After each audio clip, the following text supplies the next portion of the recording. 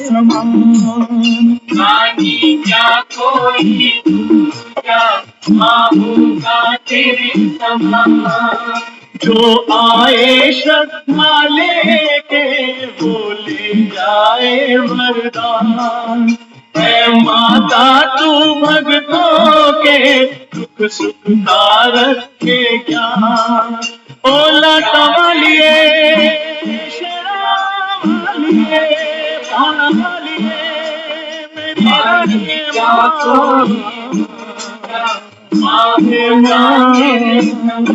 तेरे चरणों में आके भाग्य कैसे ना जागे। तेरे चरणों में आके भाग्य कैसे ना जागे। हाथ अंग चोला साजे हर एक रंग चोला साजे। हाथ अंग चोला साजे हर एक रंग चोला साजे। मात की महिमा देखो जोत दिन रहना जागे। मात की महिमा देखो जोत दिन रहना जागे। मात अंग चोला साजे हर एक रंग चोला साजे। मात अंग चोला साजे हर एक रंग चोला साजे।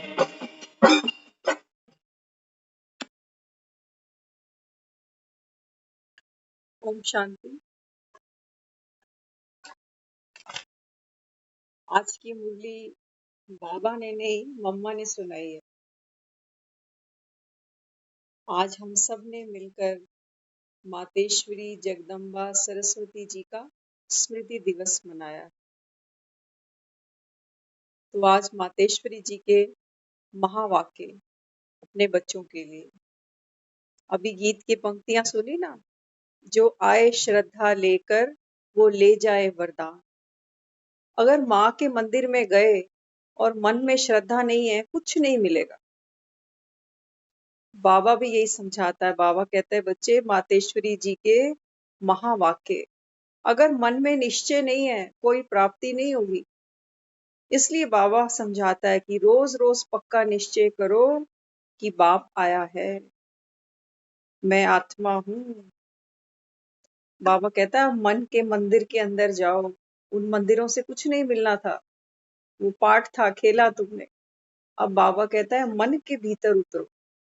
इस मंदिर में बाबा कहता है अनेक प्राप्तियां हैं आपकी। यही बाबा कहता है पताका गाड़ो विजय की, मैं विजयी आत्मा। मंदिर पे देखते हैं ना, मंदिर की चोटी के ऊपर झंडे लहरा रहे होते हैं। किसके झंडे हैं? किसके झंडे हैं? बाबा कहते हैं ये आपकी पताका, विजय पताका है ये आपकी। ये मन पर जिसने जीत पाई है, उसके मन के मंदिर के ऊपर ये विजय की पताका फेरी जाती है। तो बाबा आज मम्मा के द्वारा, मम्मा की मुरली चली है, सन 63 की मुरली है ये। सोचो 63 में हम कहाँ थे? हम तो इस चोले में थे ही नहीं, कहीं और ही होंगे, पता नहीं। हाँ, तो आज क्या हुआ, आज जब हम वहां सेंटर पहुंचे ना, देखो इस समय बैठकर महसूस हो रहा है कि आज क्या प्राप्ति हुई। इस एक जन्म में कोई, आप लगा लीजिए 20-22 साल से भक्ति चली रही थी। 20-22 साल से, इससे ज्यादा समय नहीं हुआ था। तो मंदिर तो रोज ही जाना होता था, माँ के दर्शन भी, क्योंकि जड़ मूर्ति थी, वहां भी बड़ी भावना से जाते थे, आते थे। आज जब सेंटर गए ना, तो वहां कुछ और भासना आई अंदर।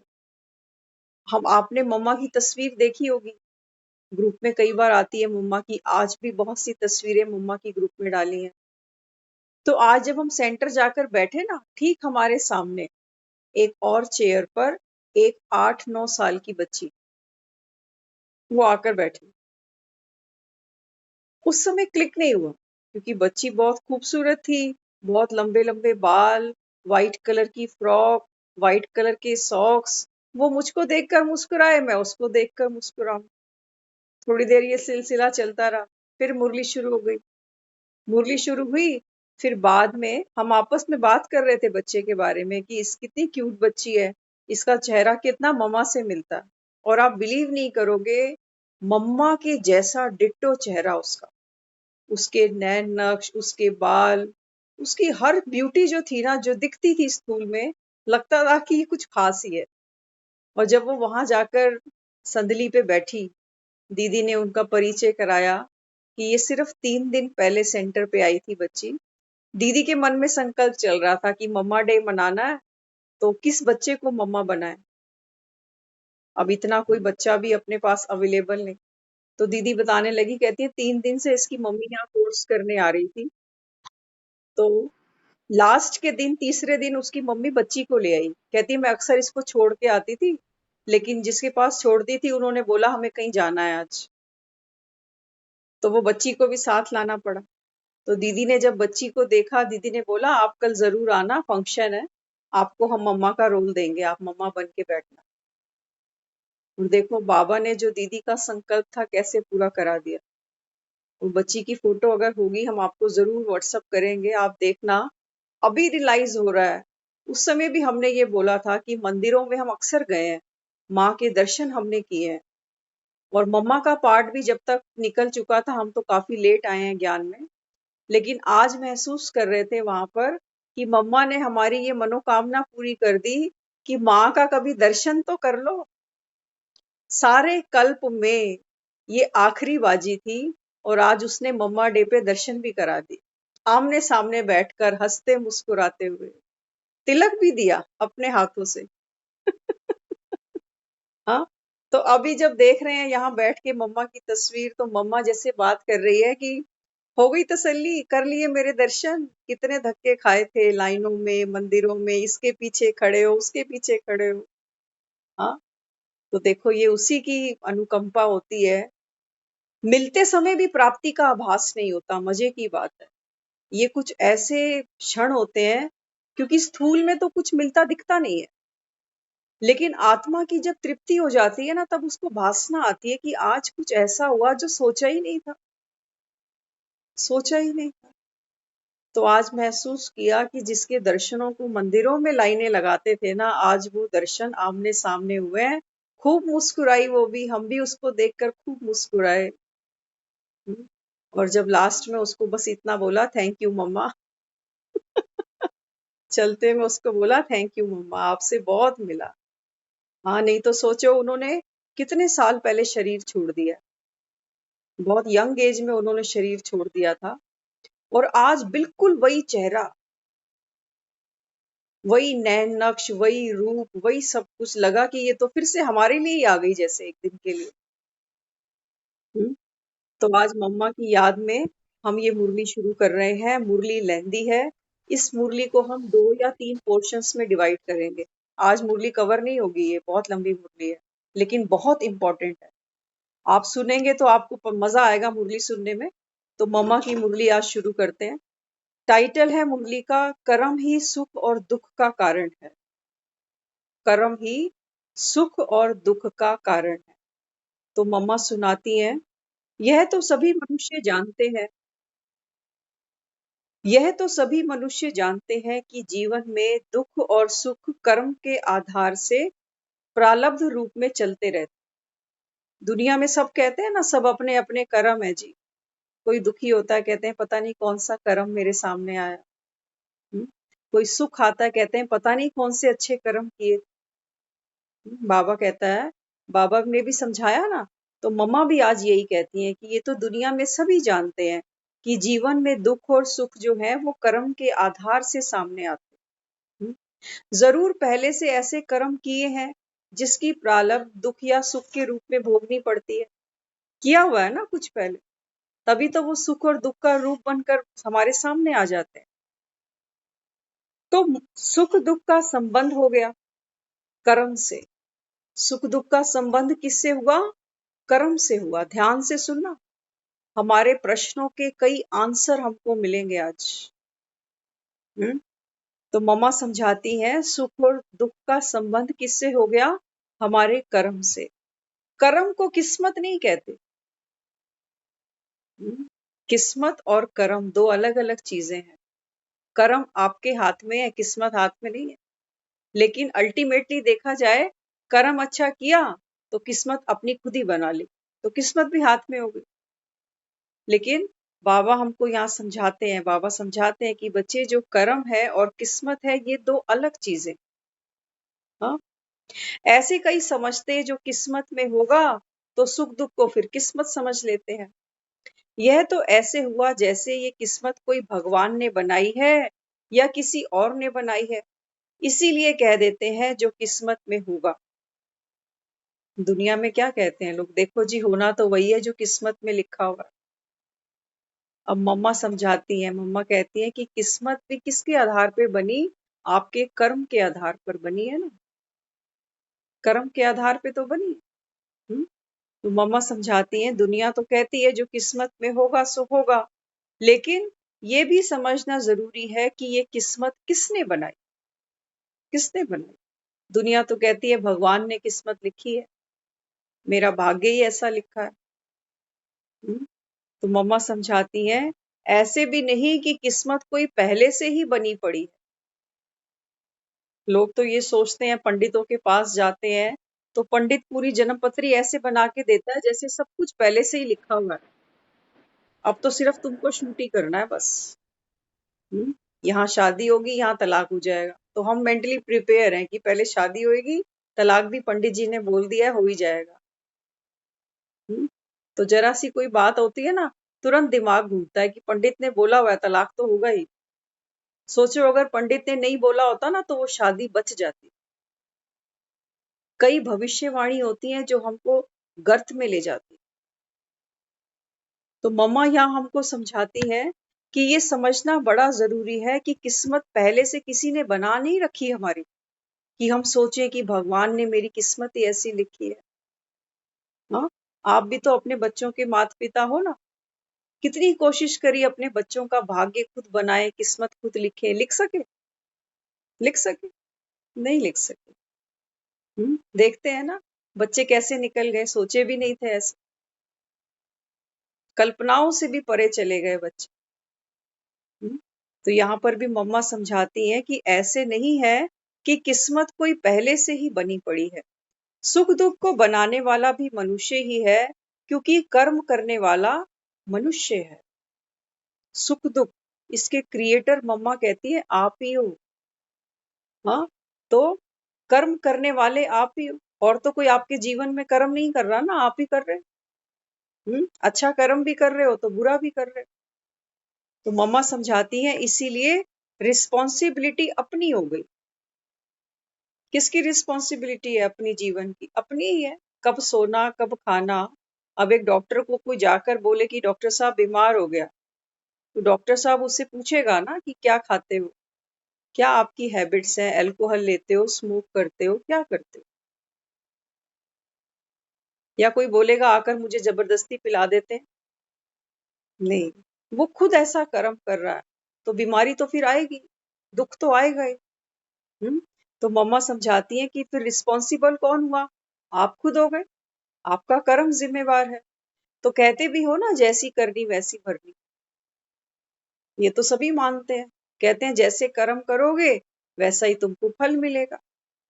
तो जैसा कर्म हमने किया, कर्म करने वाले हम हैं, हमारे हिस्से का कर्म भगवान आके नहीं करता। वो तो हमको सिर्फ ये बोलता है कि ये अच्छा कर्म है, ये बुरा कर्म। आप भी अपने बच्चों को समझाते हो कि बच्चे अच्छे बच्चे बनना, कोई बुरा बन जाए तो, कोई बुरा बन जाए तो क्या कहेंगे? बाप जिम्मेवार है। बाप कहेगा मैं तो इसको पूरी जीवन समझाता रहा। हाँ, तो मम्मा भी हमको यही समझाती है कि जैसी आपकी करनी है वैसी ही आपकी किस्मत, आपका प्रारब्ध बनता है।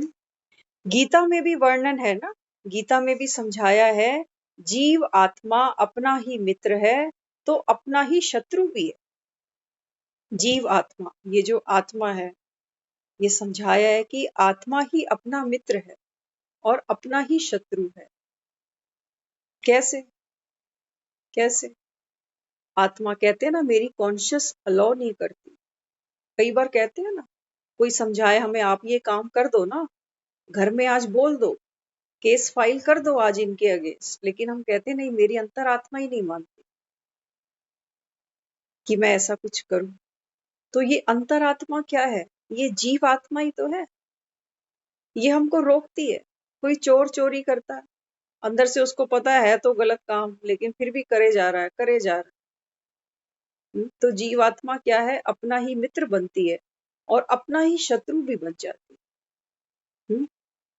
ऐसे नहीं कहा कि मैं तुम्हारा शत्रु हूं और मैं ही तुम्हारा मित्र। हाँ, गीता में दिखाया है, कृष्ण अर्जुन को गीता उपदेश सुना रहा है। तो उपदेश सुनाते हुए बोला कि हे अर्जुन, ये जीव आत्मा ही तुम्हारा अपना मित्र है और यही तुम्हारा शत्रु है। जब जीव आत्मा जागती है तो पुण्य कर्म करती है, जब जीव आत्मा सो जाती है ज्ञान की नींद में तो फिर ये पाप कर्म करती है। ये नहीं कहा कि मैं करवाता हूँ, बोला तुम करते हो। तो प्रेरित किया ना उसको धर्म युद्ध लड़ने के लिए, खुद थोड़ी लड़ा, खुद थोड़ी लड़ा। वो तो अर्जुन के रथ पर बैठा है सारथी बन के, लेकिन लड़ा तो खुद नहीं। कर्म तो अर्जुन से ही कराया। तो यहाँ पर ममा भी हमको यही कहती है कि मैं तुम्हारा सारथी बना हूं। भगवान इस समय हमारा सारथी बना है। भटक गई आत्मा अपने मार्ग से, तो भगवान को आना पड़ा हमारा सारथी बनकर। अब समझा रहा है कि देखो ये पुण्य कर्म करो, जाग जाओ तो तुम अपने मित्र बन जाओगे। और अज्ञान की नींद में चलते गए कि बहुत समय पड़ा है अभी। फिर समझाया, कहते हैं फिर अपने शत्रु खुद ही हो। हम्म? इसीलिए अपने साथ मित्रता और शत्रुता दुख सुख करने वाला खुद मनुष्य स्वयं है। अब देखो, छोटा सा जीवन है हम सभी का। हाँ, तो इस जीवन के अंदर हम अपने से शत्रुता करें या मित्रता करें। भगवान तो हमको रोज श्रीमत देता है, बच्चे अमृत वेले जाग जाओ, खूब सोए, खूब सोए। सो सोकर क्या मिला? आलस्य बढ़ा, बीमारियां बढ़ी, चिंताएं बढ़ी, मोटापा बढ़ा, रोग बढ़े। तुमको मिला क्या? लेकिन आत्मा अपना दुश्मन बनी हुई है। कहते हैं छोड़ दो ना, कर लेंगे, रिकॉर्डेड आ जाती है। बच्चों को हम कभी नहीं कहते कि स्कूल मत जा। वहां तो कहते हैं जा, फीस देनी है, कुछ बनना है तुझको, कुछ करना है तुझको। तेरे को लड़की कौन देगा? तू पढ़। तेरे को नौकरी कौन देगा? तू पढ़। एक जीवन के लिए कितना उस बच्चे पर प्रेशर डाल। वो बाबा कहता है जब तुम्हारी अपनी बारी आती है पढ़ने की तो हम्म, तब बाबा कहता है तब तो तुमको गहरी नींद आती है, बच्चों को तो डांटते हो। इसलिए बाबा कहता है तुम्हारा बाप हूं ना, तुमसे फीस नहीं ले सकता। फीस देनी पड़ती तो शायद तुम्हें आभास होता कि फीस भी जा रही है, पढ़ भी नहीं रहे। वो बाबा कहता है बच्चे यहाँ तुमको जो डिग्री मिलती है ना, उसका तो इस विनाशी दुनिया में कोई काम नहीं। इसलिए बाबा कहता है बहुत कम बच्चे हैं, बहुत कम आत्माएं हैं जो इस डिग्री की वर्थ समझ पाती। फिर आगे समझाते हैं, तो ये बात स्पष्ट है कि दुख सुख का रिस्पॉन्सिबल स्वयं मनुष्य है, भगवान नहीं है। इसीलिए जब भी किसी रूप में दुख आता है तो उसको भगाने की कोशिश करते हैं। दुख आता है ना तो कैसे आत्मा छटपटाती है। हम्म? किसी किसी का अकाले मृत्यु भी हो जाता है तो भी दुखी होते हैं। बाबा कहते हैं ना कि कलयुग में देखो अकाले मृत्यु है। तो अकाले मृत्यु का मतलब कोई कभी भी चला जाता, कोई 10 में, कोई आते ही, कोई 80 वर्ष में, कोई 70 में, कोई 50 में। हम्म तो बाबा कहता है कि देखो यहाँ क्यों अकाले मृत्यु है। हम दुनिया में कोई चीज खरीद के लाते हैं ना, कोई भी आइटम खरीदते हैं, उसके ऊपर एक्सपायरी डेट लिखी होती है ना। दवाइयां भी लाते हैं ना, उस पे भी एक्सपायरी डेट लिखी होती है। दूध की थैली आती है, उस पे भी लिखा होता है वैलिड टिल। लेकिन ये जो मशीनरी दुनिया में आती है, इसकी कोई एक्सपायरी डेट नहीं है। ये कभी भी जाती है ना, लोग कहते हैं अकाले मृत्यु इन बिटवीन चली गई। अब इसकी तो कोई डेट फिक्स थी ही नहीं ना कि ये तब तक वैलिड थी, ये पहले कैसे चली गई। तो ये पहले तो हमने लगा दिया कि अभी से ही चलेगा, इतनी छोटी सी उम्र। ये एक मशीन है, जितना ज्यादा हम इसके ऊपर ध्यान देंगे उतना ज्यादा ही अच्छी चलेगी, स्मूथ चलेगी। और जितना ज्यादा हम इसके ऊपर ध्यान नहीं देंगे, कुछ भी खा लिया, कभी भी कुछ भी अंदर डाल दिया और चले जा रहे हैं, चले जा रहे हैं, कभी गाड़ी सर्विस पे भेजी ही नहीं। तो फिर क्या होगा? इंजन भी गर्म होगा, गुस्सा भी आएगा, धुआं भी छोड़ेगी, दूसरे लोगों का भी माइंड डिस्टर्ब करेगी, करेगी कि नहीं? इंजन आवाज करेगा, सब कुछ करेगी फिर ये गाड़ी, क्योंकि ये भी मेंटेनेंस मांगती है। तो मम्मा यहाँ समझाती हैं कि कई कोई समय में चला जाता है तो क्या कहते हो, अकाले मृत्यु होती है तो भी तो दुख होता है ना, तो समझते हैं पता नहीं मेरे साथ ऐसे क्यों हुआ।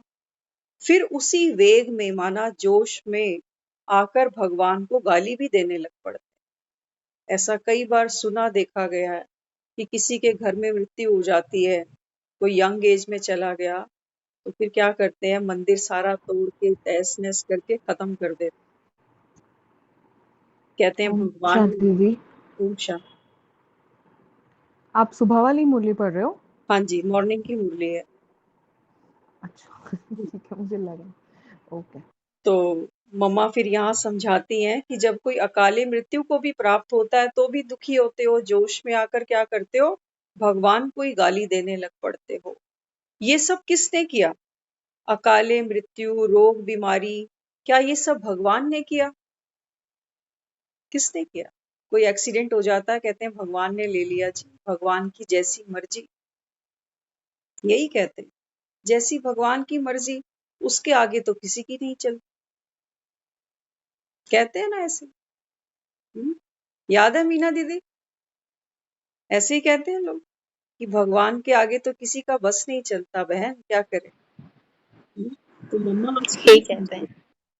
मम्मा आज क्या समझाती हैं, ध्यान से सुनना, क्योंकि हमारे कई दुख जो अंदर घर करके बैठे हैं ना, आज मम्मा खाली करने आई है। वरदानी मूरत है, कल्याणी मूरत है, तो बच्चों को हल्का बनाने आई है, अपनी गोद में उठाने आई है। तो सुनना मम्मा क्या समझाती है। मम्मा कहती है, क्या ये सब भगवान ने किया? अरे, भगवान जिसको कहते हो दुख हरता, सुख करता, इसीलिए तो जब भी कोई दुख आता है तो उसको याद करते हो। भगवान को कब याद करते हो? जब जीवन में दुख आता है तब उसको याद करते हैं ना। तो कौन है वो? वो दुख हरता हुआ और सुख करता हुआ। तभी तो दुनिया मंदिरों में खड़ी है, 12 महीने खड़ी है। तो मम्मा समझाती हैं, अरे भगवान जिसको कहते ही हो दुख हरता, सुख करता, इसीलिए तो जब जिंदगी में दुख परेशानी आती है तो सबको निपटाने के बाद भगवान के पास ही खड़े होते हो कि बस अब तो तू ही सहारा है। शरीर को जब रोग लगता है तो भी कहते हो हे भगवान दुख से छुड़ाओ। कोई रोग लग गया, असहाय बीमारी, जिसका कोई, अभी देखा ना कोविड चला था, कितनी लोगों ने प्रार्थनाएं की। तो क्या कहते हैं, उस समय भी कहते हैं कि हमको इस बीमारी से, इस दुख से छुड़ाओ। तो भगवान को ही तो याद करते हो। अगर उसी ने दुख दिया है तो दुख देने वाला है, तो उसको क्या करना चाहिए? क्या करना चाहिए? आप देखो मम्मा यहाँ समझाना चाहती हैं, एक तरफ से तो कहते हो कि भगवान ही करने वाला है, उसी ने ले लिया, उसके आगे किसी की नहीं चली। अब दूसरी तरफ जब जिंदगी में कोई भी दुख आया, कोई चला गया, कोई बीमारी आई, कोई कलेश पड़ा, कोई मुकदमा आया, तब भी तो भगवान को याद करते हो ना। एक तरफ से कह रहे हो कि तू सुख दे हमको, हमारे दुख दूर कर, और दूसरी तरफ से कह रहे हो कि यही दुख दे रहा है। अब जिंदगी में हमको कोई दुख दे, हाँ, कोई कोई भी हमको दुख दे, कोई हमारा संबंधी हो सकता है, कोई पुराना हमारा हिसाब किताब हो सकता है, कैसी भी आत्मा कोई सामने आ सकती है, अगर वो हमको दुख दे रही है तो क्या हम उससे सुख की अपेक्षा करेंगे? करेंगे नहीं। दूसरे को जाके यही बोलेंगे कि इसने मेरी जिंदगी हराम कर दी। उससे तो सुख की उम्मीद नहीं कर सकते ना आप, जो आपको दुखी कर रहा। तो यहाँ भगवान के साथ डबल गेम क्यों खेलते? एक तरफ से तो कहते हैं ये दुख दे रहा है, इसी ने बीमारी दी, इसी ने मेरे घर में ये किया, अगर भगवान की मर्जी नहीं होती तो ये दुख टल जाता। और दूसरी तरफ जाकर उससे ही विनती कर रहे हैं। सोचो, जब कोई चला जाता है तो कहते हैं भगवान ने लिया, और चौथे के दिन उसी के मंदिर गुरुद्वारे में बैठकर सभा बैठती है, उसी के आगे प्रार्थना अरदास करते हैं कि भगवान इस आत्मा को शांति दे। तो जिसने हमको अशांत किया वो हमको शांति क्यों देगा? क्यों देगा हमको शांति, जो हमको अशांत करना चाहता है? अब आत्मा तो समझती है सारी गेम, लेकिन शास्त्रों ने, पंडितों ने, इन सब ने हमारी बुद्धि को भरमा दिया। कहते हैं सब कुछ भगवान के हाथ में ही है, वही है करन करावन हार, वही पत्ते हिला रहा है। कहते हैं उसकी मर्जी के बिना पत्ता नहीं हिलता। यहाँ मम्मा आज समझा रही है कि बच्चे पहचान लो कौन से पत्ते हैं जिसको हिलाने के जिम्मेवार तुम खुद हो। तुम खुद हो, वो न्यारा और प्यारा है, वो न्यारा। तो ये भी तो कहते हैं ना कि बाबा करावन हार है, हम हम्म, करन हार है। हम्म। तो करावन हार तो बाबा ही है ना फिर। बाबा क्या करा रहा है आपसे? आपको इतने समा हो गया मुरली जैसे सुनने। जैसे बाबा हम कहते हैं कि बाबा आपसे जैसे हम कहते हैं श्रेष्ठ कि कर्म जो करवा भी कर्म कर रहे हैं, जो भी सेवाएं बाबा की दी हुई हम कर रहे हैं, बाबा करवा रहे हैं। मतलब रहे। अपने को नहीं समझो कि मैं कर रहा हूँ, बाबा करवा रहे हैं। ऑब्वियसली यहाँ देखो, तो ध्यान वो से समझना, बाबा हमसे श्रेष्ठ कर्म करवा रहा है।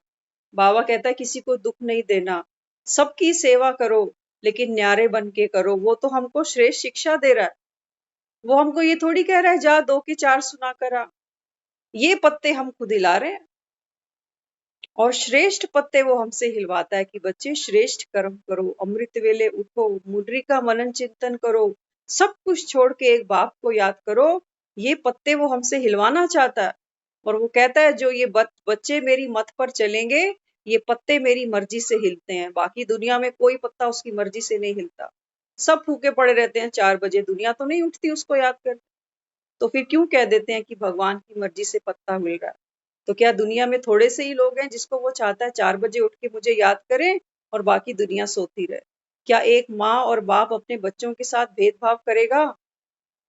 किसी की किस्मत लिखेगा सोने से और किसी की लोहे से?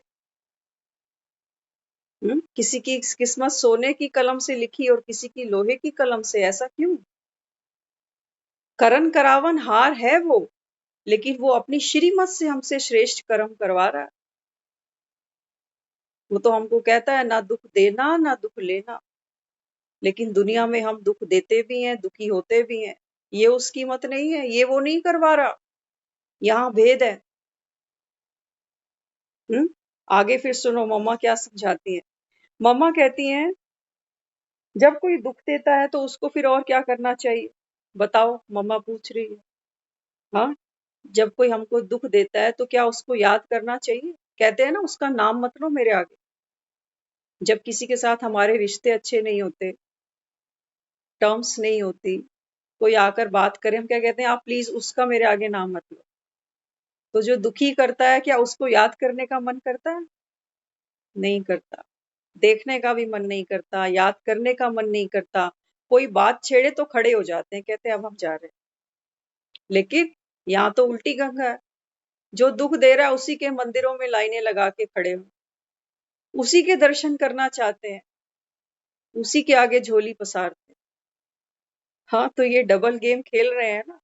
पता ही नहीं चल रहा हमको, हम खुद ही, बाबा कहता है मूंझे पड़े हो। तुमको ये समझ नहीं है कि दुख तुमको दे कौन रहा है। पहले तो बी क्लियर कि भगवान करता क्या है, दुख दे रहा है कि सुख दे रहा है।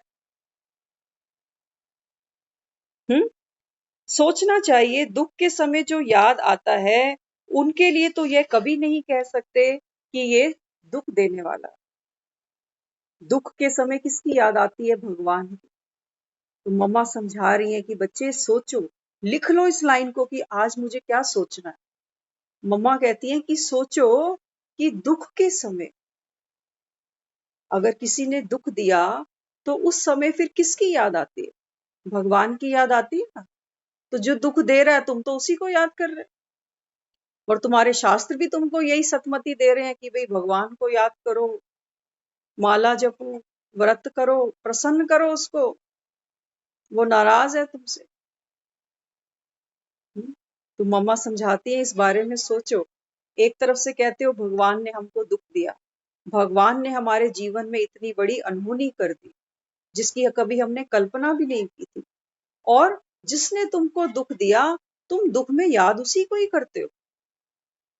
भगवान के नाम पर ही दान पुण्य करके आते हो ना, और किसके नाम पे किया?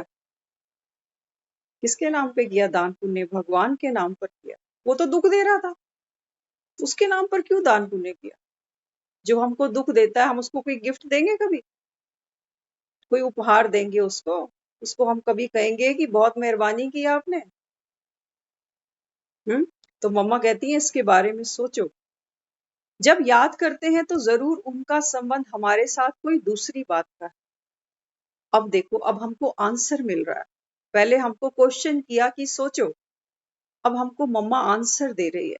मम्मा कहती है अगर फिर भी हम दुख में उसको याद करते हैं ना, इसका मतलब क्या? इसका मतलब हमारा संबंध उससे जरूर है। संबंध है तभी तो उसको याद कर रही है आत्मा, लेकिन संबंध जो है वो दूसरी बात का है। दुख लेने वाला नहीं है, दुख देने वाला नहीं है। दूसरी बात कौन सी है? कि वो दुख देना उसका काम नहीं है, दुख देना उसका काम नहीं है। अभी मुरली शुरू हुई ना, तो मम्मा ने स्टार्टिंग में यही बोला कि दुनिया मानती है कि जैसा कर्म करेंगे वैसे फल भोगने पड़ेंगे, जैसी करनी वैसी भरनी। इसमें भगवान बीच में कहां से आ गया? वो तो कृष्ण अर्जुन को यही कह रहा है ना कि तू धर्म युद्ध लड़।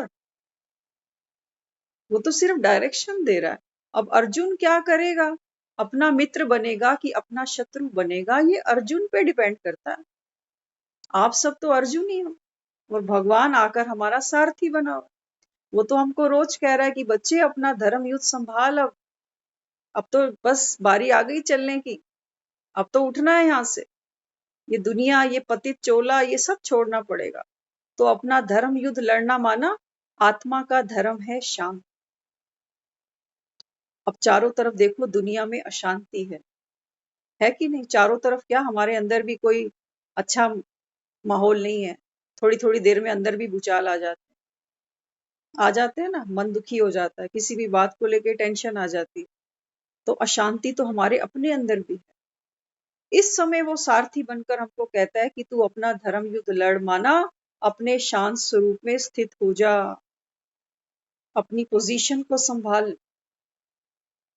यही है, वो रथ पे चढ़ा हुआ है, ये शरीर है रथ, और ये सारथी बनकर आया है, अभी आत्माओं से बात कर रहा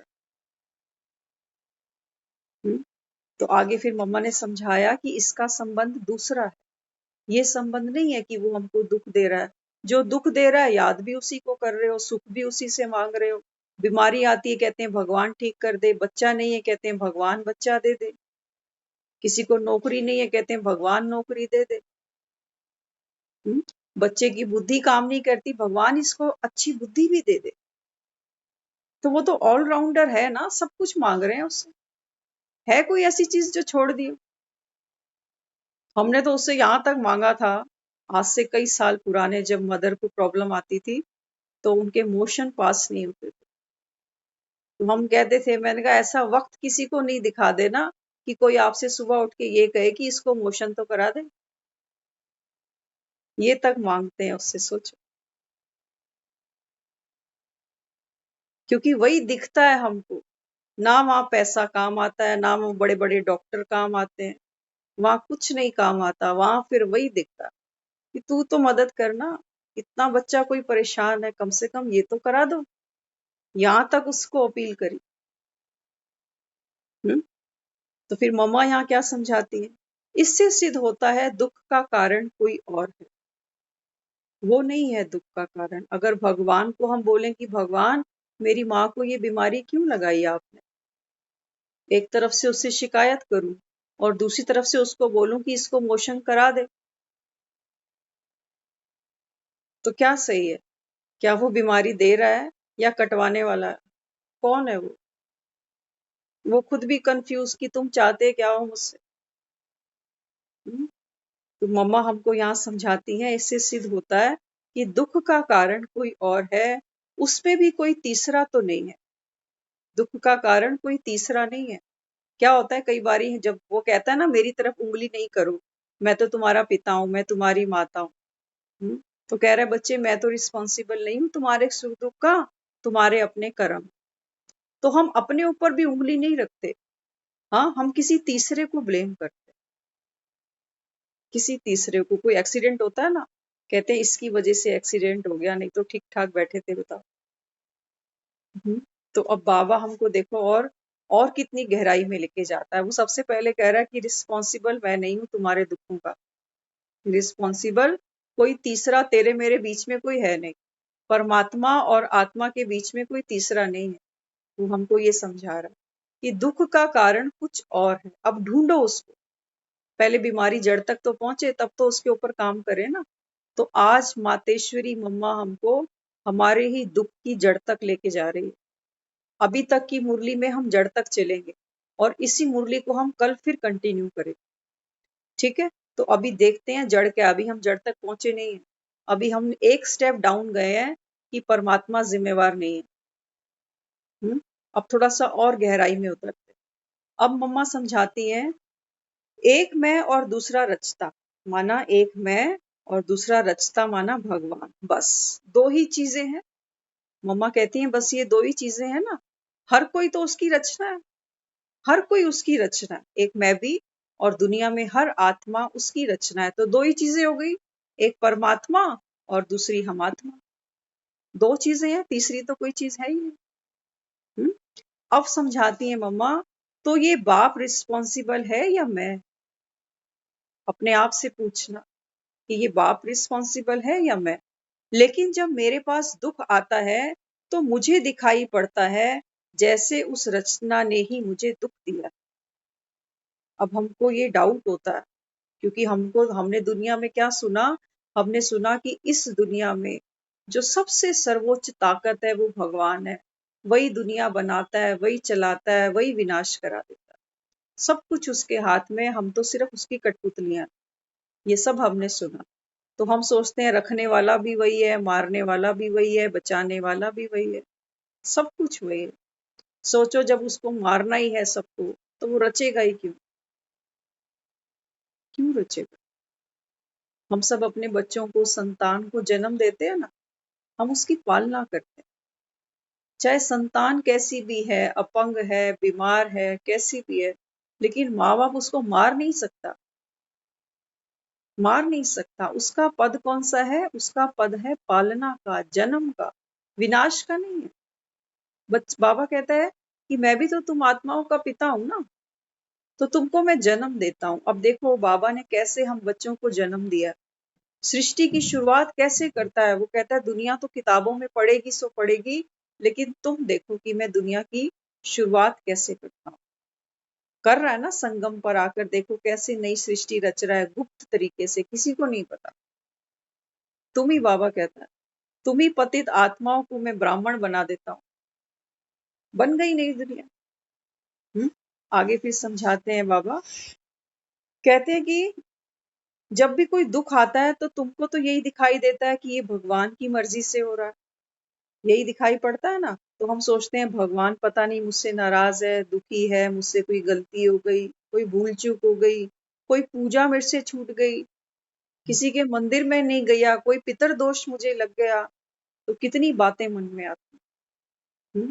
तो यहाँ पर फिर क्या समझाया? कहते हैं अंदर से भी लगता है कि वो मेरा सुख दाता है। जैसे सुख के लिए सहारा मांगते हैं कि हे भगवान ये दुख दूर करना, भगवान मेरी आयु बढ़ाना। आत्मा एक तरफ से तो ये सोचती है कि जीवन में कोई दुख आ रहा है तो वो देने वाला, और दूसरी तरफ से यही आत्मा उससे अपील करती है कि मेरी आयु बढ़ा, मुझे खुशी दे।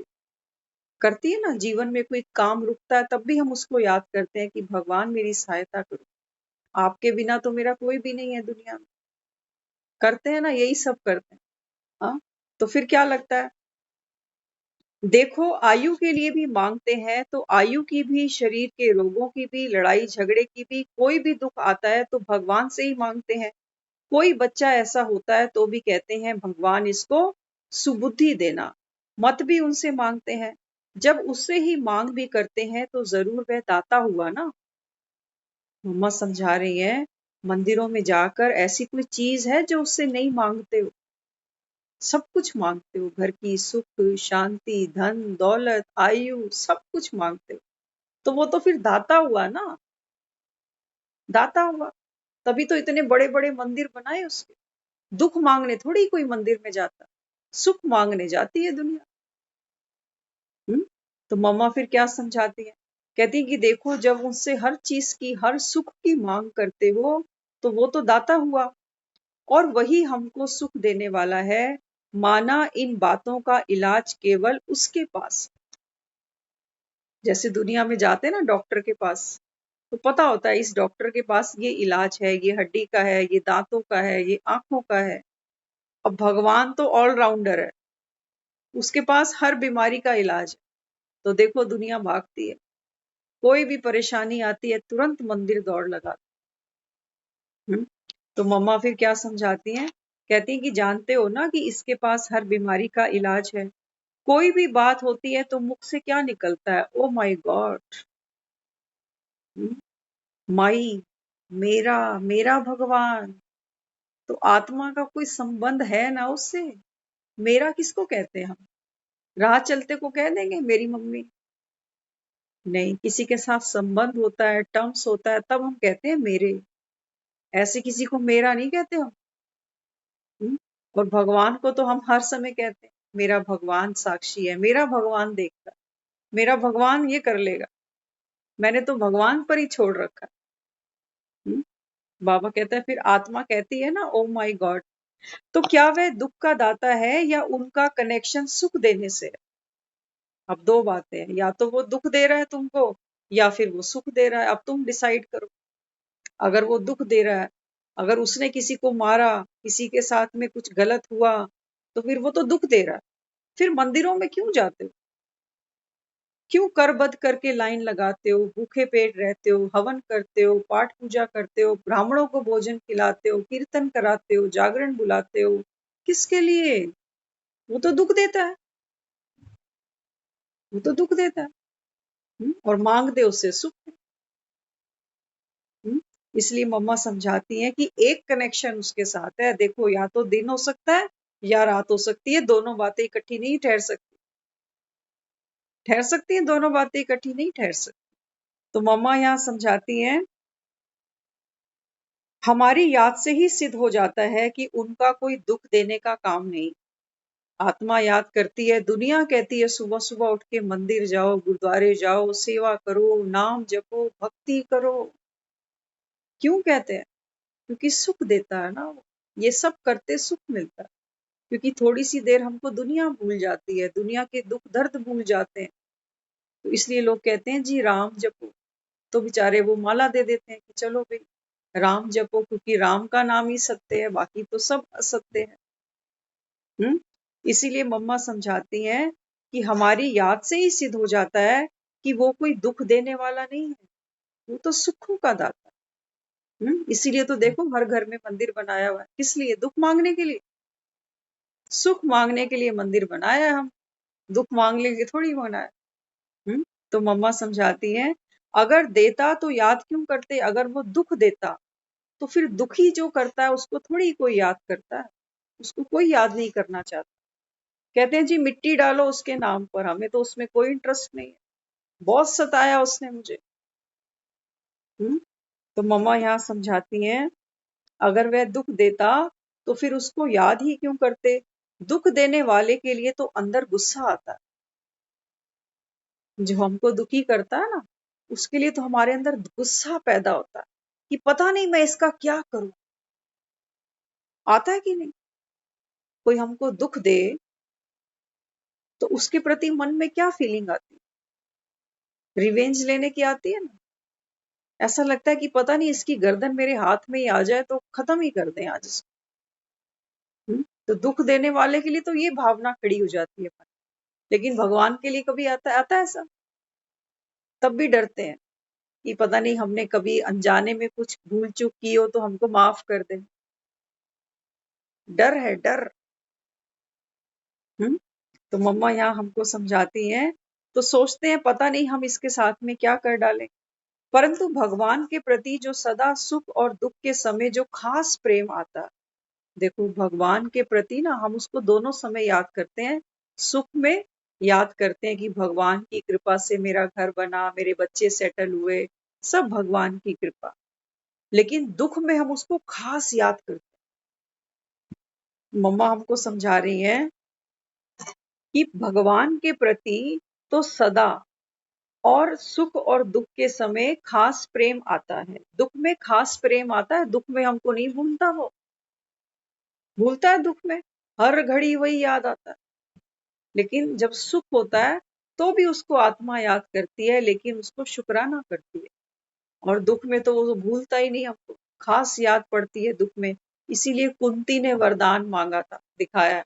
कुंती ने वरदान मांगा कि हे नारायण, मुझे तो दुखी देते रहना, ताकि कृष्ण मैं आसपास देखती रहूं। तो मम्मा समझाती हैं यहाँ पर, कहते हैं जो भगवान है उसके प्रति तो सदा और दुख के समय खास ही प्रेम आ जाता है। अंदर से ही आता है कि जैसे वह हमारा कोई बड़ा मित्र है। दुख में किसको फोन लगाते हो सबसे पहले?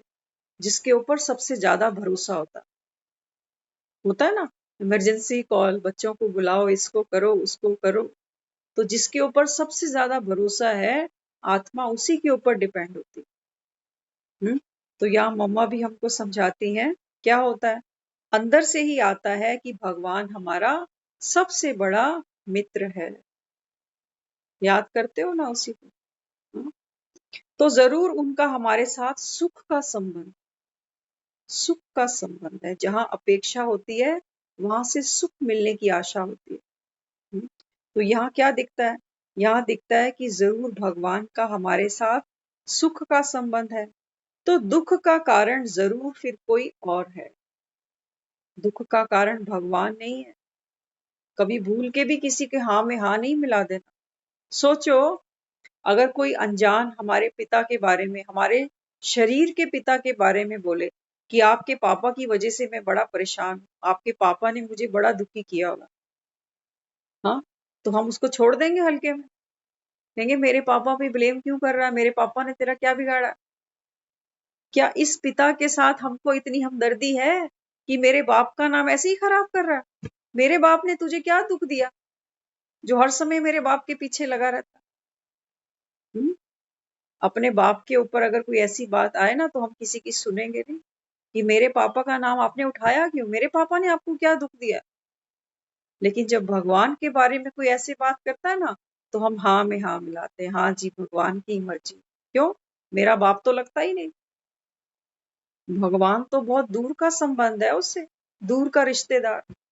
जब हम उसको भगवान कहते हैं ना, जैसे समझो वो हमारा दूर का रिश्तेदार है, हमें क्या फर्क पड़ रहा है कोई कुछ भी बोले।